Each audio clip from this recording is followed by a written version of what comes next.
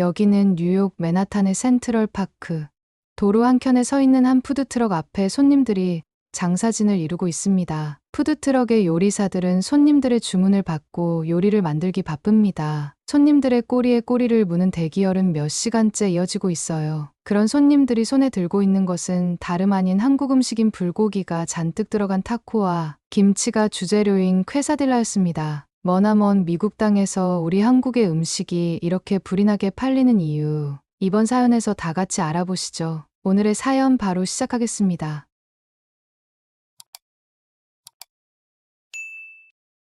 안녕하세요. 저는 뉴욕에서 푸드트럭을 운영 중인 패트릭이라고 해요. 오늘은 저의 실패와 성공담을 여러분께 공유하며 제가 다시 일어설 수 있었던 힘이 된 경험과 가르침을 준 한 국가에 대한 감사를 드리려고 이렇게 사연을 보내게 되었어요. 어릴 때부터 저는 미식가였습니다. 이 요리에 어떤 재료가 들어갔는지를 아주 어릴 때부터 세세하게 느낄 수 있었어요. 아마 프랑스인 요리사였던 저희 어머니가 어린 저에게 음식을 주고 어떤 맛이 나는지 물어보시면서 이런 맛이 나지 않니라고 항상 정답을 가르쳐 주신 영향이 큰 것 같아요. 그래서 항상 좋은 맛이 나는 음식을 찾고 그것을 제 손으로 만드는 것에 큰 재미를 느꼈었어요. 당연히 대학도 조리학과를 가게 되었고 졸업 후에는 파리에 있는 르꼬르동블루라는 요리학교에서 교육을 받았습니다. 그리고 파리 최고의 호텔 레스토랑인 르가브리엘에서 4년간 일하면서 경력을 쌓았어요. 그리고 저는 저만의 요리를 만들기 위해 독립을 해서 파리 근교의 레스토랑을 열게 되었습니다. 레스토랑을 열었을 때 제 손으로 개발한 요리가 사람들에게 감동을 줄 수 있다는 사실이 기뻤어요. 더 나은 맛을 만들기 위해 매일 연구하고 주방에서 보내는 시간이 가장 행복했어요. 그렇게 2년 정도를 노력한 결과 미슐랭 가이드에서 별을 받았습니다. 저는 제가 잘하고 좋아하는 일로 행복한 성공을 이루어내고 있었죠. 제 레스토랑은 입소문을 타고 단숨에 주목받았고 예약은 몇 달치가 꽉 차버렸어요. 미슐랭 스타 셰프라는 타이틀, 최고의 요리를 만든다는 자부심, 여기에 안주하지 않았습니다. 계속해서 새로운 메뉴를 개발하거나 기존의 요리를 업그레이드하면서 저만의 경쟁력을 키워갔습니다. 이대로라면 미슐랭 2스타 그리고 3스타도 금방 따낼 수 있을 것 같았죠. 하지만 그 기대는 그렇게 오래가진 않았어요. 어느 날 제 레스토랑에서 예상치 못한 사건이 일어났어요. 그날 중국에서 온 관광객 4명이 레스토랑을 방문했습니다. 그들은 코스 메뉴를 주문했고 음식이 준비되자 휴대폰으로 영상을 녹화하며 음식을 먹으면서 시끄럽게 소리 지르며 얘기를 하기 시작했어요. 하필이면 가장 손님이 많은 저녁 시간이라 자리가 가득 찬 가운데 한 테이블에서 너무 시끄럽게 하고 있으니 다른 손님들이 불편해하시는 게 보였습니다. 하는 수 없이 저는 괜찮은 화이트 와인 한 병을 꺼내 들고 중국인 손님 테이블로 다가갔어요. 저는 정중하게 목소리를 낮추어 달라고 요청하며 가져간 와인을 따라드렸습니다. 프랑스어, 영어 손짓 발짓을 다해도 대화가 힘들었지만 그들은 저희 서비스에 만족하는 것처럼 보였어요. 중국 손님들에게 와인이 더 필요하면 불러달라고 하고는 주방으로 돌아오자 레스토랑의 직원들이 웃으며 하이파이브를 쳐주었죠. 그리고 저는 다시 주문받은 음식을 만드는데 열중했습니다. 잠시 후 밖에서 시끄러운 소리가 들렸어요. 홀에 나가보니 아까 중국인 손님들과 직원이 언성을 높이고 있었어요. 그들은 음식을 먹고 나서 음식이 맛이 이상했으니 돈을 내지 않겠다고 소리치고 있었습니다. 저희 레스토랑에서 제공하는 코스 요리는 고급 식재료를 사용해 정성스럽게 준비된 것이었어요. 그 식재료는 제가 새벽에 직접 직원들과 구매해 온 것이고 보관 상태도 좋았습니다.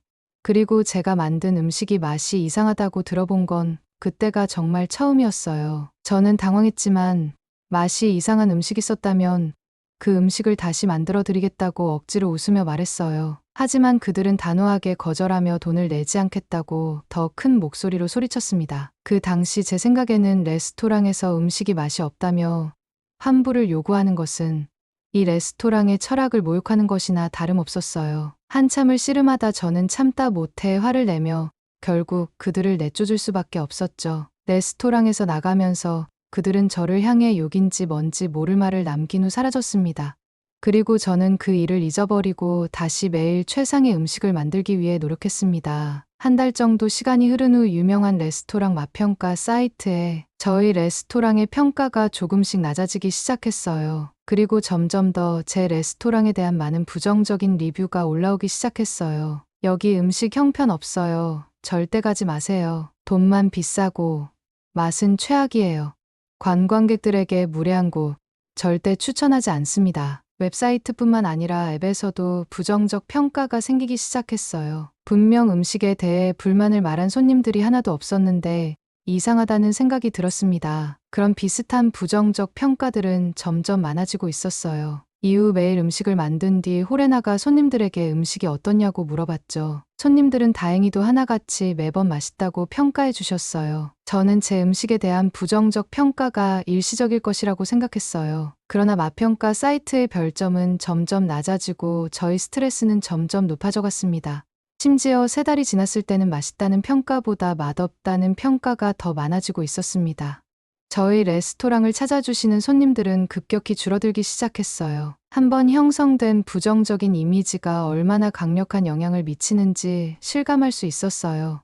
십수년간 공들여 쌓아온 명성이 단 몇 달 만에 바닥으로 떨어졌어요. 그때 저는 예전 저희 레스토랑에서 쫓아냈던 그 중국 손님들을 생각했습니다. 그리고 인터넷을 뒤지며 찾아낸 결과는 충격적이었죠. 한 중국의 인플루언서가 저희 레스토랑을 욕하면서 맛평가 사이트에 부정적 평가를 해달라고 하는 영상을 보게 되었어요. 그리고 그 영상은 조회수도 많고 중국에서 많은 지지를 받고 있었습니다. 그리고 그 중국 인플루언서는 그때 온 중국 관광객이었죠. 더 이상 손님이 찾아오지 않는 레스토랑, 텅 빈 주방 그리고 끝없이 밀려오는 회의감. 결국 저는 레스토랑을 닫기로 결정했어요. 문을 닫는 마지막 날 텅 빈 주방을 바라보면서 생각했어요. 이제까지 해왔던 요리가 진짜 의미가 있었던 걸까? 결국 이렇게 끝나버리는 것이 무슨 의미가 있을까? 요리에 대한 열정을 잃어버린 지금 저는 무엇을 해야 할지 몰랐어요. 그렇게 저는 처음으로 요리에서 도망치고 싶어졌어요. 너무 많은 시간을 주방에서 보냈고 이제는 어디로든 떠나야 할 것만 같았어요. 저는 그렇게 배낭을 메고 무작정 아무 비행기표를 사서 그 비행기에 몸을 실었습니다. 그렇게 6개월이 지났고 저는 여행을 계속하고 있었어요. 저는 먼저 독일, 헝가리, 불가리아를 거쳐 유럽을 벗어났고 그리스, 이집트, 사우디아라비아, 인도를 통해 태국, 베트남까지 도달했습니다. 여행을 하는 동안 저는 그저 낮부터 술을 마시던지 아니면 바다가 있다면 그냥 하루 종일 해변가에 멍하니 있었어요. 많은 나라를 거치면서 다채로운 음식을 먹어봤지만 예전처럼 맛을 음미하지는 못했어요. 음미하기 싫었을 수도 있고요.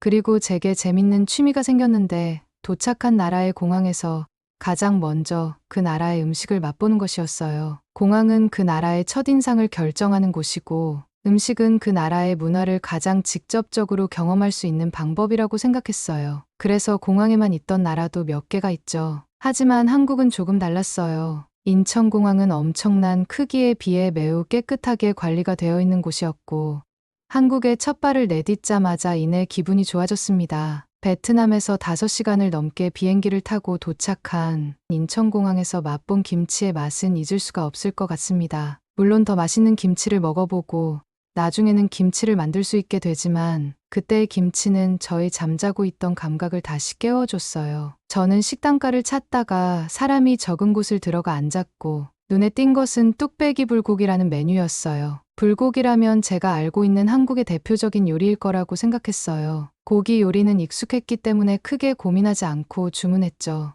뚝배기 불고기가 나왔을 때 저는 예상했던 것과는 전혀 다른 모습에 당황했어요. 저는 불고기가 접시에 담긴 바비큐 요리일 거라고 생각했어요. 하지만 내 앞에 놓인 것은 보글보글 끓는 스프 속에 담긴 고기였어요. 한 숟가락 떠서 맛을 보자 달콤하면서도 짭조름한 간장 베이스, 부드럽게 익은 소고기, 그리고 깊은 감칠맛이 퍼졌어요. 생각보다 강한 맛은 아니었지만 묘하게 맛있었어요. 그런데 함께 나온 반찬 중에서 저희 시선을 끄는 것이 있었어요. 바로 김치였죠. 빨갛게 물든 배추, 코를 찌르는 듯한 강렬한 향.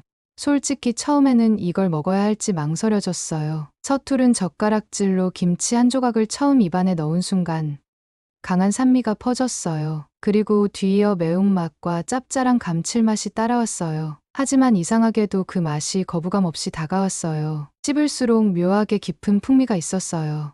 발효된 맛에서 오는 복합적인 맛이 느껴졌고 입안에서 남는 독특한 여운이 인상적이었어요. 저는 원래 신맛이 강한 음식을 좋아하지 않았어요. 그런데 김치는 이상하게도 다음 한 입을 또 먹고 싶어지는 맛이었어요. 공항에서의 첫 식사가 끝난 후 저는 이 음식들의 정체가 궁금해졌어요. 저는 이 질문에 대한 답을 찾아야 한다는 생각이 들었고 한국에서 그 답을 찾아보기로 했어요. 서울에 도착한 후 가장 먼저 한 것은 시장으로 향하는 것이었어요. 저는 항상 새로운 나라에 가면 전통 시장부터 찾아다니곤 했어요. 레스토랑에서는 완성된 요리를 맛볼 수 있지만 시장은 그 나라의 진짜 음식이 살아 숨쉬는 곳이니까요. 광장시장의 입구를 지나자마자 익숙하지 않은 강렬한 향이 퍼졌어요. 기름에 튀겨지는 전의 고소한 냄새, 뜨거운 육수가 끓어오르는 소리, 철판 위에서 지글지글 익어가는 고기의 향, 모든 감각이 한순간에 깨어나는 느낌이었어요. 저는 즉흥적으로 한 가게 앞에 멈춰섰어요. 그곳에서는 비빔밥을 팔고 있었어요. 비빔밥은 그 이름처럼 비벼먹는 밥이었어요. 쌀밥 위에는 다양한 야채와 나물, 고기가 올려져 있었고 고추장이라는 빨간 양념이 한가운데 놓여 있었어요. 그리고 참기름이라는 향이 강한 오일을 뿌려서 나왔어요. 골고루 섞어서 먹는 것이라는 말을 듣고 스푼으로 적당히 섞어준 후 한 숟가락을 입에 넣었죠. 처음에는 각 재료의 맛이 따로 느껴졌어요.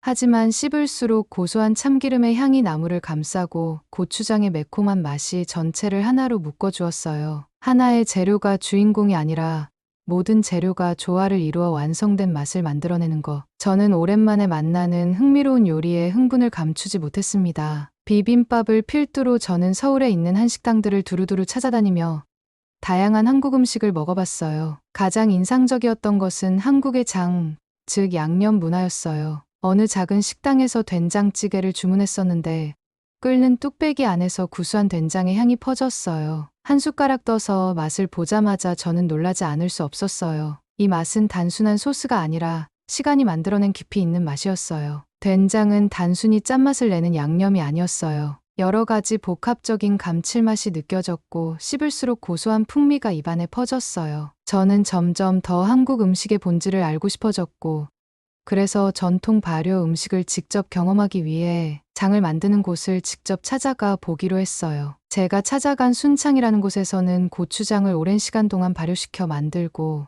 또 된장은 한번 만들면 최소 6개월에서 1년은 기다려야 한다는 말에 저는 한국 음식이 단순한 즉석 요리가 아니라는 걸 깨달았어요. 이 음식들은 시간을 들여 천천히 완성되는 것이었어요. 그리고 그 기다림이 맛을 더욱 깊고 풍부하게 만들어준다는 것을 직접 느낄 수 있었죠. 저는 한국의 음식 문화에 대해 강한 호기심이 생겼습니다. 그리고 단순히 한식을 경험하는 것이 아니라 이제 직접 한식을 배워야 한다 생각했어요. 그래서 저는 한식을 가장 깊이 이해하고 있는 사람을 찾아가 보기로 했어요. 그냥 요리 학원이 아니라 한식 장인에게 직접 배우는 것이 필요했어요. 몇 번의 수소문 끝에 전통 한식의 대가로 불리는 한 장인을 만날 수 있었어요. 담양이라는 곳에서 만난 그분, 곧 저희 또 다른 스승이 되실 분은 오랜 시간 동안 된장과 간장을 직접 빚고 전통 한식을 연구해온 사람이었어요. 처음에는 한식의 본질을 배우고 싶다고 애원했지만 제자로 받을 수 없다고 저를 쫓아냈습니다. 저는 매일 스승님을 찾아가며 틈틈이 익힌 한국어로 한식을 배우게 해달라고 부탁했어요. 그렇게 한 달을 꼬박 매달리며 애원한 결과 저는 본격적으로 한식을 배울 수 있게 되었습니다. 저는 이전과는 전혀 다른 방식으로 요리를 다시 배우기 시작했어요. 한식은 시간을 들여야만 완성되는 음식이었어요. 재료를 준비하고 발효를 기다리고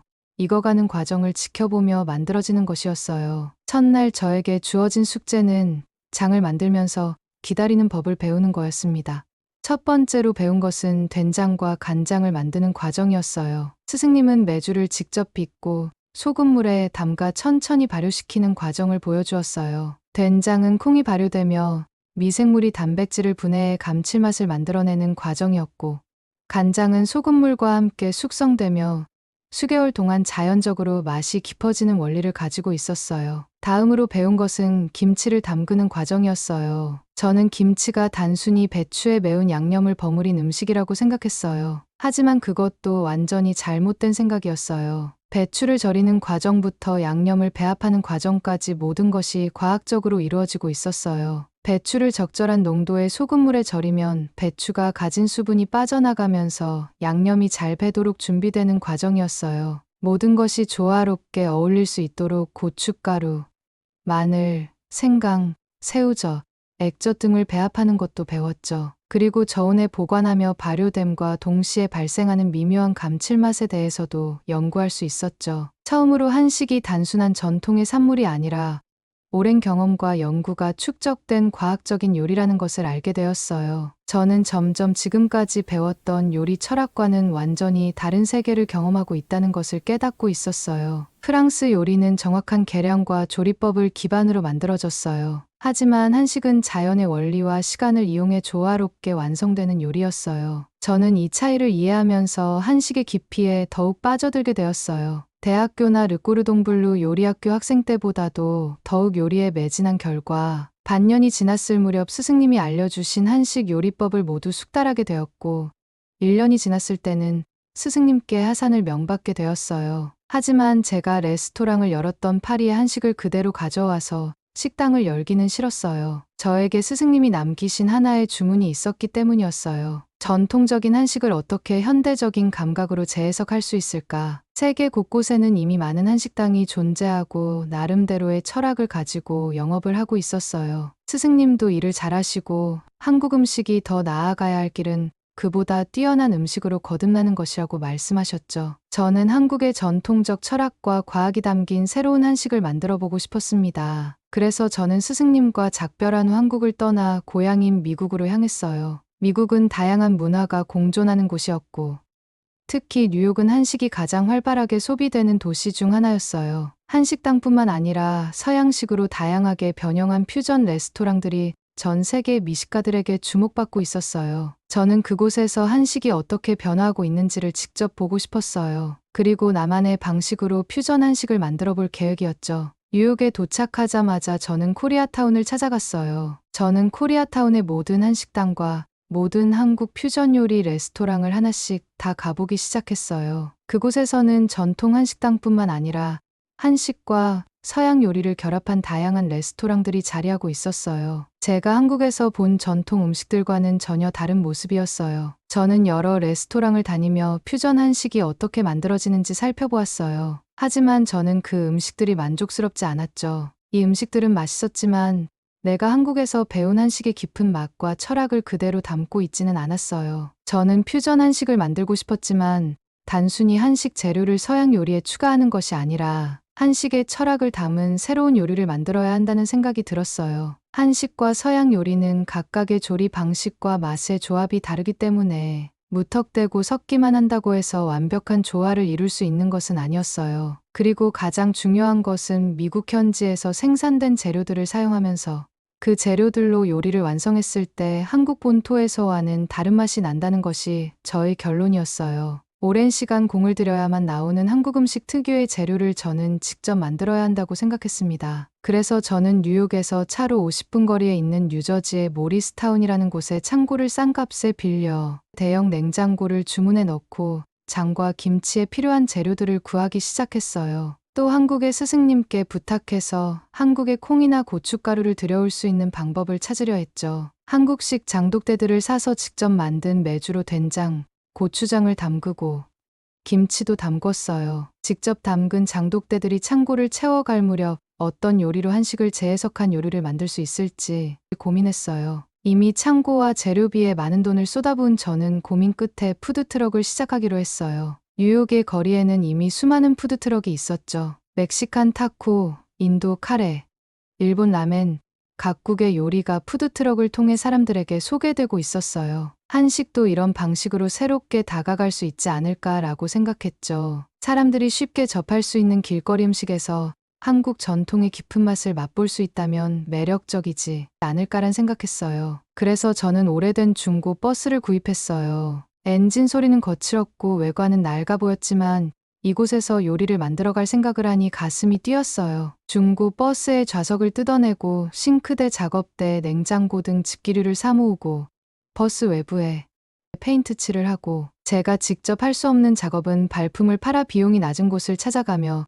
푸드트럭으로 개조해 나갔습니다. 동시에 메뉴 개발에도 착수했어요. 먼저 시도한 건 제가 가장 좋아하는 한국 음식인 김치를 뉴욕 사람들이 길거리에서 많이 사 먹는 음식인 핫도그나 타코, 브리또 같은 음식 속에 넣어서 한 손에 들고 먹을 수 있게 만들어 보는 거였어요. 한국 음식은 항상 그렇지만 한 가지 요리로만 완성되는 것이 아니었죠. 한식은 요리가 한 접시에 있는 것이 아니라 따로 두어서 먹는 사람이 직접 요리들을 종류와 양을 선택해서 밥과 같이 먹으며 그 조화를 조절할 수 있지만 노상의 푸드트럭에서 파는 한 손에 쥐고 먹는 음식에서 그런 것을 재현하는 것은 쉽지 않은 얘기였습니다. 연구와 고심 끝에 저는 또띠아 위에 밥을 얇게 펴고 김치 겉절이를 얹고 시금치, 콩나물을 넣어 식감을 더한 후 맛있는 불고기를 넣고 속을 꽉 채워 만든 불고기 브리또라는 메뉴를 만들었어요. 마치 젓가락으로 반찬들을 밥 위에 가져다 놓고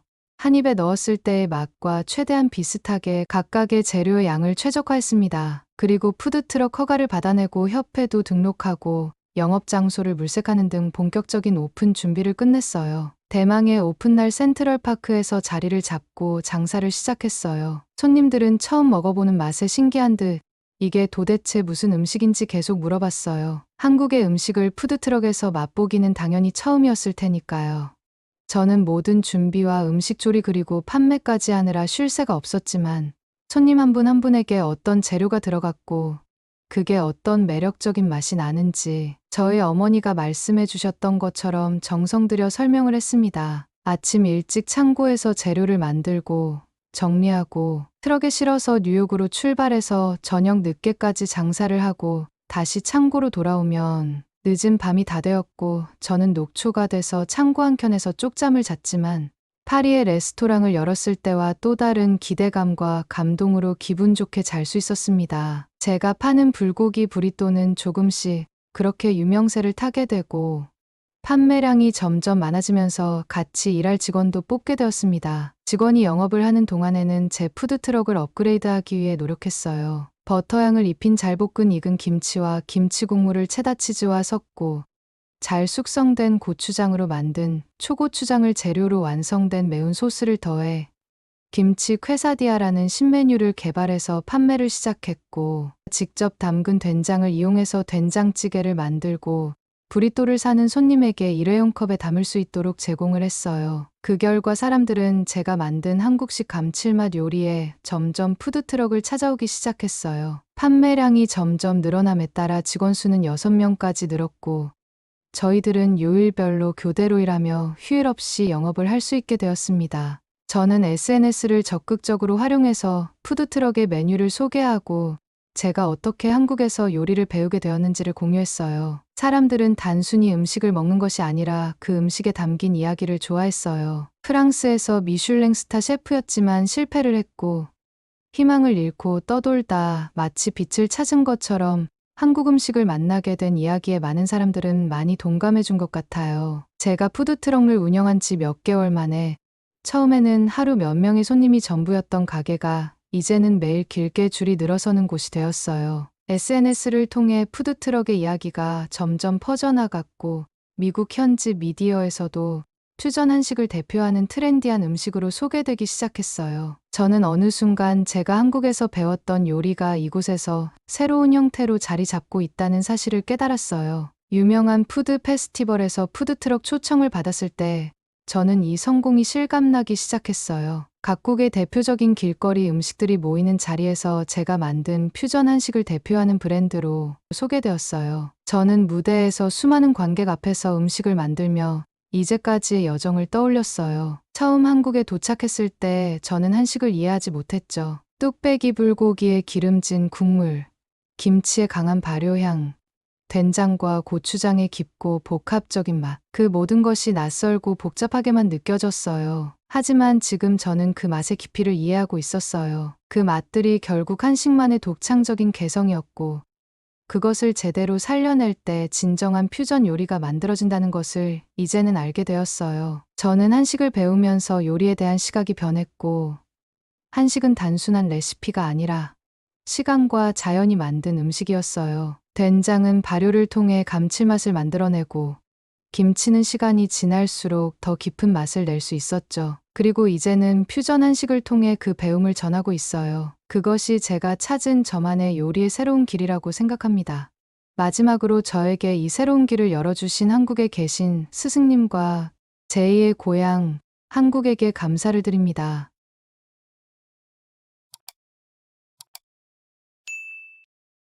오늘 준비한 사연은 여기까지입니다. 먼 미국 땅에서도 한국의 음식이 사람들의 입맛을 사로잡고 있다는 기분 좋은 소식에 저도 오늘은 맛있는 불고기를 만들어 먹어봐야겠습니다. 자, 그럼 다음 사연으로 다시 찾아뵙겠습니다.